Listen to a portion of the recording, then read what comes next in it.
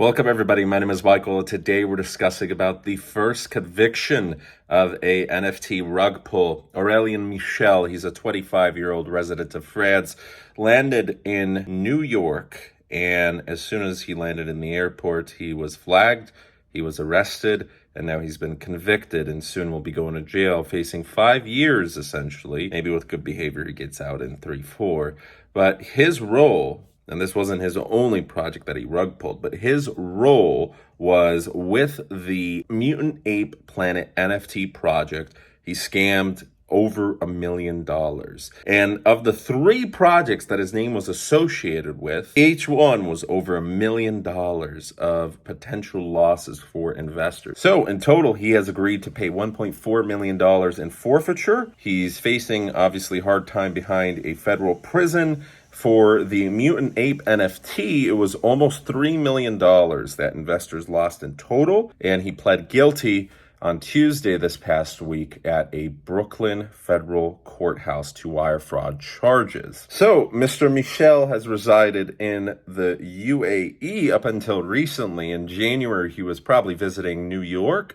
He was arrested at JFK Airport. This happens a lot to all types of white-collar criminals. They travel around the world and, hey, let's visit New York, honey. And boom, they get busted. And such as in this case, he was being tracked already. And part of it was he also was bragging online. But essentially, the story went like this. Michel allegedly told Mutant Ape purchasers, "We never intended to rug."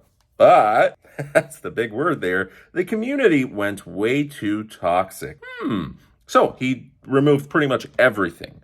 The Discord, he removed every single trace of him and the project. The project went sour. And with that, a lot of people were very upset. Obviously, you invested potentially $15,000, $50,000, $100,000 into this project, and the creator just took your money and ran. Zach XBT produced evidence that he was also associated with Fashion Ape NFT, which collected $1.1 million, and Crazy Camels, which collected $1.6 million.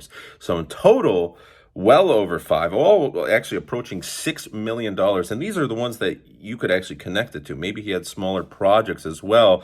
Maybe $6, $7, $8 million that he not necessarily stole, just like with the Ponzi scheme. You can have a $100 million Ponzi scheme, and most of that money doesn't go to the main ad guy.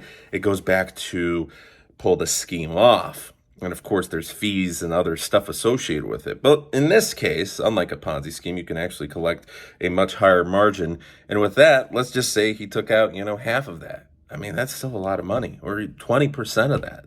Yeah, we're talking about a lot. This guy was a millionaire. Now, through unethical and illegal methods, and that's the most important bit. And America certainly doesn't like, even if you're abroad, if there's 2 things. One, you're involved with American citizens, you steal their money. And the other thing is, even though you live abroad, if it gets to involve American taxes, that's the big thing. American taxes, if you're an American citizen and you move abroad, the first thing you do when you register a bank account, well, they have to verify. They have to verify your citizenship, and they send that right back to America so they know exactly that every single dollar you earn, or euro, or yen, or wherever you have moved, Poland, Polish zloty, you will pay that money back in taxes to America. And even if you're not American, even if you've never been to America, if you have anything to do with an American citizen, boom, you're busted. With today's guilty plea, Michel has admitted that he conspired with others to defraud consumers eager to participate in a new digital asset market.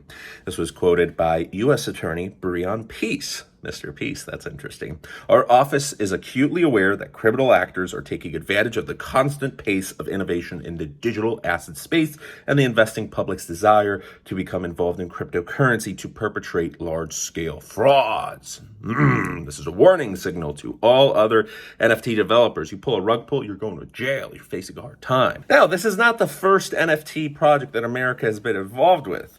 We're taking a look back at Frosty's NFT project and then the Baller Ape Club NFT project, of which both of these projects, facing from $1.1 billion to $2.6 million respectively, you've had these criminals also. America took a look at them. Now, they haven't been convicted yet, but the U.S. Justice Department has charged a pair of 20-year-olds for defrauding NFT buyers for Frosty, Mr. Ethan Nguyen and Andrew Andre Lacuna. These are the alleged creators of Embers. It was a project that launched in January, and obviously the DOJ took an interest in them. They created the Frosty's NFT project. Mr. Nguyen was aka Frosty, and Mr. Lacuna, aka Hey Andre, are the creators of an Ethereum NFT-based project. They sold 8,888 Ethereum and banked around $1.1 million, only for it to close down immediately. The entire project, the Discord channel, everything disappeared, and goodbye, that was that. The DOJ was also interested in Mr. Lê An Tron. He's a Vietnamese national. He was charged with 1 count of conspiracy to commit wire fraud and 1 count of conspiracy to commit international money laundering. And again, that international portion, you owe us money because there's taxes involved. That's what got him busted. So he collected $2.6 million from the Baller Ape NFT, only again to wipe everything clean. The website went down. The funds were laundered so he could actually use the money. And with that, since he sent the different cryptocurrencies into different blockchains, he chain hopped. He probably used an exchange or a wallet or something that was associated with America or an American account. And that was that. That's all that they really needed. He's facing up to 40 years in prison. Wow. And with that, the DOJ has said this past year, there's been over $100 million lost to NFT rug pulls just by themselves. And we're not even talking about the money that was just lost from the market going belly up. But with that, thanks for watching. You have a good rest of your day. I appreciate you checking this out. And if you're interested in my new latest channel about artificial intelligence, Web 3.0, the link's down below. Thanks for watching. Have a good one. Take care.